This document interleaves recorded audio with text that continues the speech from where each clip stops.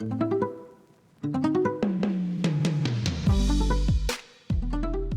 folks, welcome to yet another edition of Smarter Money Matters with your wealth doctor Jeff Camarda, joined by our super CFPs Lou Versil and Anna Wunderlich. Thank you so much for joining us. Today is the bittersweet topic of what happens to the financial management dynamic in a family, the couple, when one of the spouses dies, typically the male. And we're using a recent Wall Street Journal article entitled, "Her Husband Died Unexpectedly. She Spent a Year Untangling Their Finances."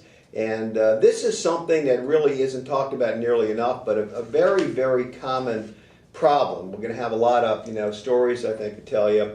But as we get new clients, and as many of you know, we're active nationally and serve clients across the country.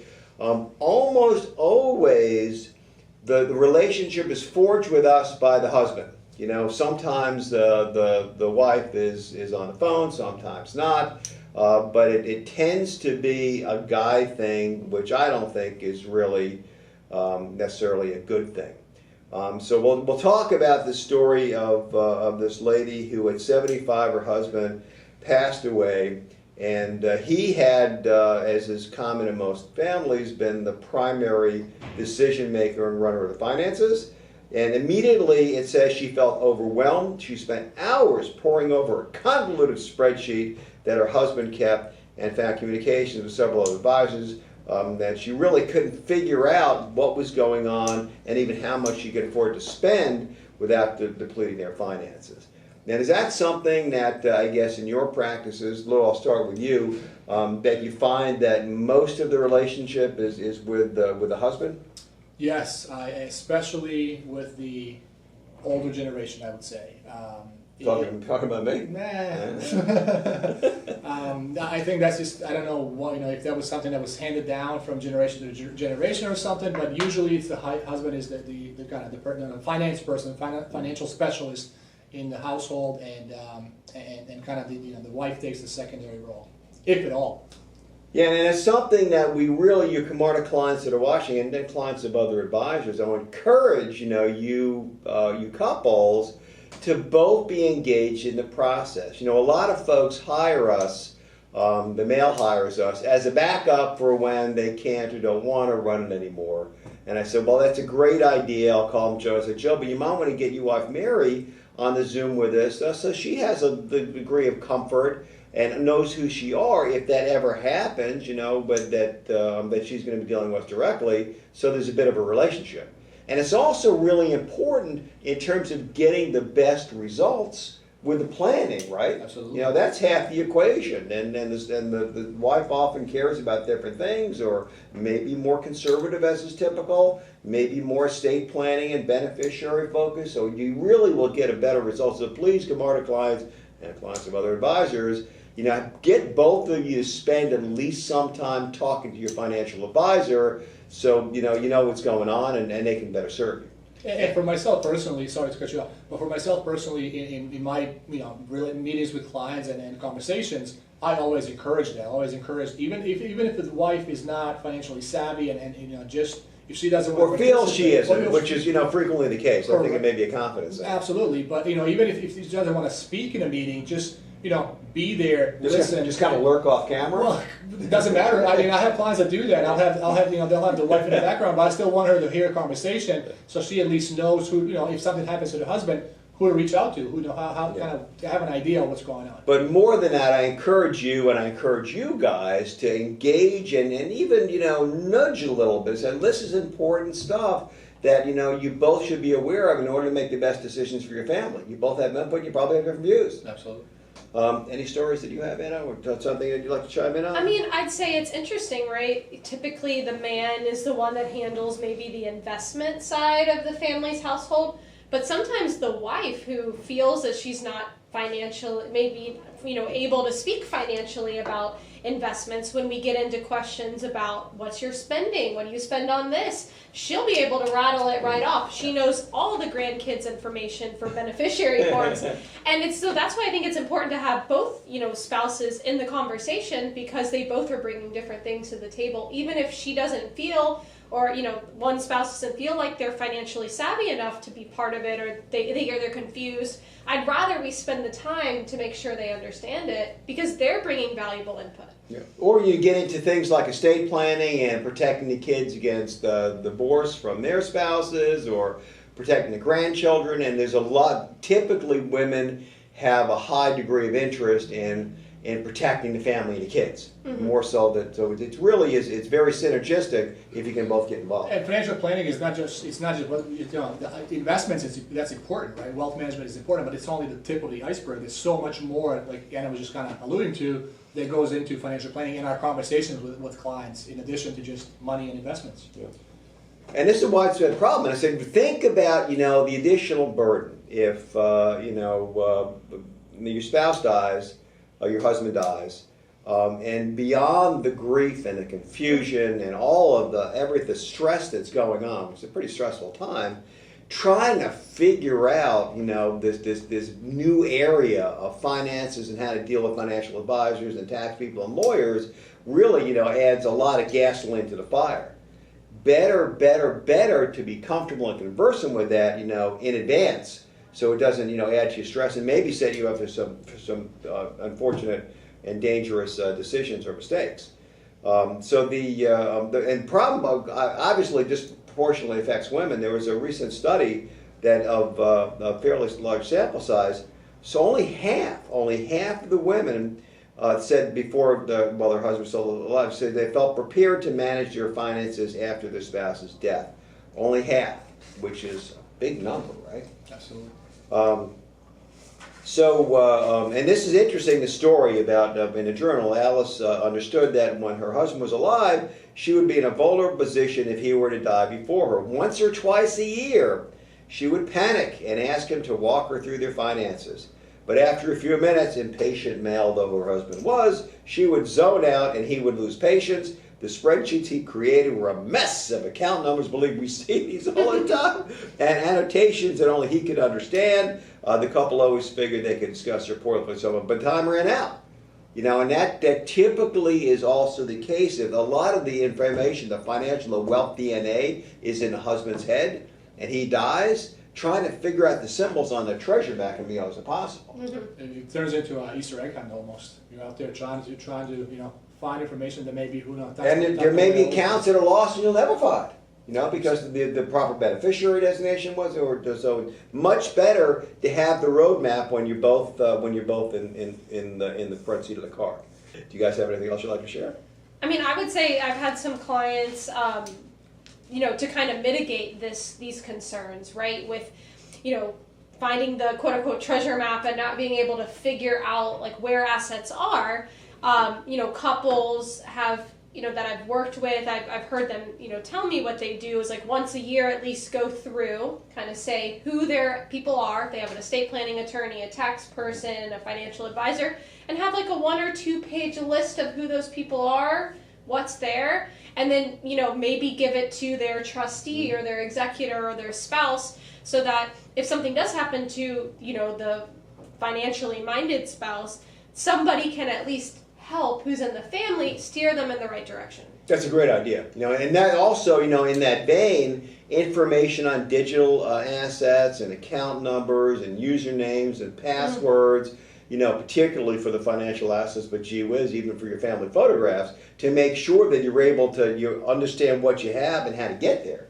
Sometimes if you lose those credentials, it's nightmarish and impossible to get back in. Yeah. Absolutely.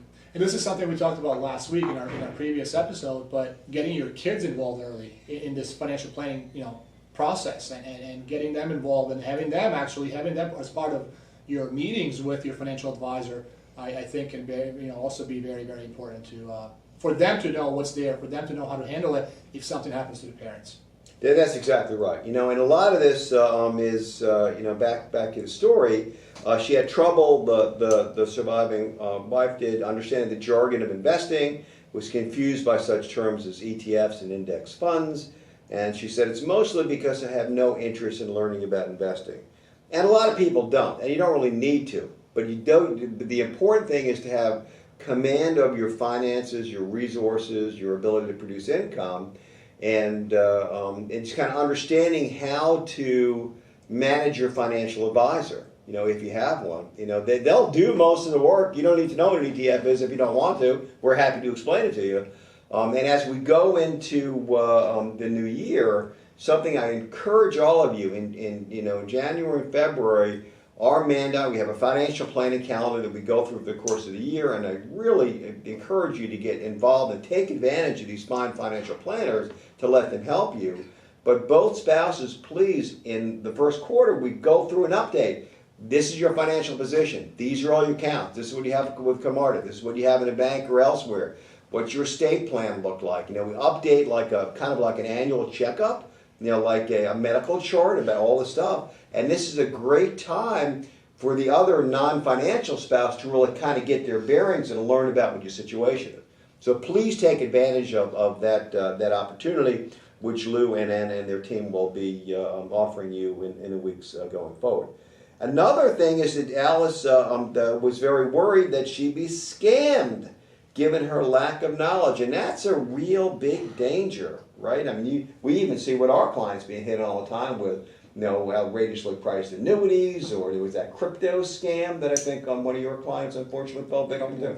A couple of them. There's a lot of bad guys in the investment and wealth management business. Regulation, in my view, is very inadequate. Training is not required. You know, it's just really easy to get sold a bill of goods. And the old adage, if it sounds too good to be true, it probably is. But she's rightfully concerned about that. So what do? You can't be a deer in the headlights and just say, oh, well, ignore it. You have to find a way to move forward. And if you haven't built a solid relationship and plan with your preferred financial advisor or your husband's financial advisor, you need to know how to find one that you can trust going forward. And do you have any comments on it? I'm sure you do, Lou. Yeah, I mean, that's again speaks to the value and the importance of having that solid relationship and establishing a relationship early with your financial advisor. And you know, if that's going to be your person going forward, hopefully that's someone that you can trust and you know, depend on and believe, you know, what they tell you is actually the right thing to do, and you know, they're looking out for your best interest. So. Yeah, and you know, Camarda Wealth is really a very prolific creator of wealth education resources. We have a lot of webinars out there and reports and so forth.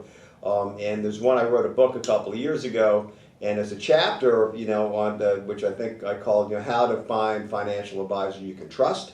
That we produced a report out of. So that probably is a really good place for those of you that don't know how to screen advisors and what you should look for and what you should look to avoid. So if that's something you'd like, I'm sure that Megan can add a link somewhere in the video, so we'd be happy to send you a digital copy of that. Any final thoughts there? Speaking, you know, from the other side of the gender bench there, Anna? Yeah, I mean, take the time, like you're saying, when you're having these meetings, right, or you know your spouse is meeting with their financial advisor, with your financial advisor, go to the meeting. They should, you know, be willing to answer your questions, make sure you understand what's going on, and that's going to make, you know, an eventual transition a lot easier. I'd also say too, you know, for, you know, just knowing who to go to is important, right? And even if you don't want to be involved in every meeting, right? Just know who the professionals are that kind of help you run your financial life and help you run your family's financial life so that you can access them if needed, if something happens. Good point, good point. Yeah, well said. Absolutely, yeah. Well said. You know, and then one other thing you might consider doing, you know, if when you finally do drag yourself to that meeting, Mrs. soon-to-be surviving spouse, is ask your advisor, okay, tell me what happens if something happens to him. You know, what are the steps? How are you going to, you know, how are we going to transition this? Say he has a stroke, or he doesn't want to do it anymore, or God forbid he dies. You know, what is it that we need to clean up? Am I on any accounts? Am I the beneficiary? Do we have to actually make any changes now? Are the things that he needs to do while he's still able, you know, to sign a document? You know, what is the path forward if for the day when I'll probably have to be running all this stuff myself? In fact, that's something that we may want to do a webinar on. I think that's a pretty critical, important Yeah. topic I agree. that we can develop some information on. Yes. So, as we go through this, that, it's important to remember, which, is obvious to us because, we studied a bit of actuarial science, but women tend to lead longer but sicker lives. Better mortality, worse morbidity. So that's something, the way the bet is, even if you're the same age, that the guy's probably gonna go first.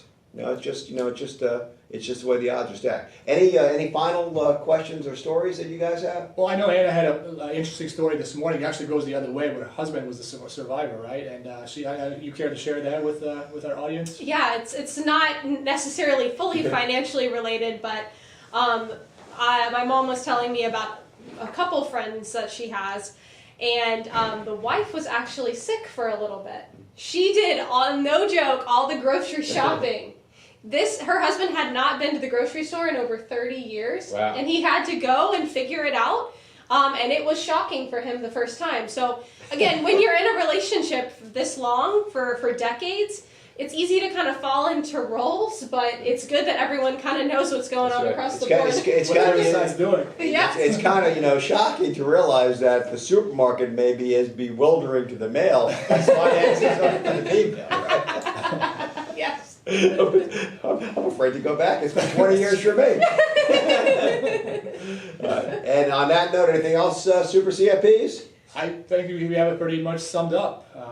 Yeah, that should be it for today. Folks, thanks once again for watching yet another edition of Smarter Money Matters. It really does. With you Super CFPs, Lou Brazil and Anna Wunderlich, and of course me, your wealth doctor, Jeff Camarda. Until next time, thank you so much for watching, and share us with your friends. This is important stuff. If this is one you want to pass around to your pals. Bye-bye.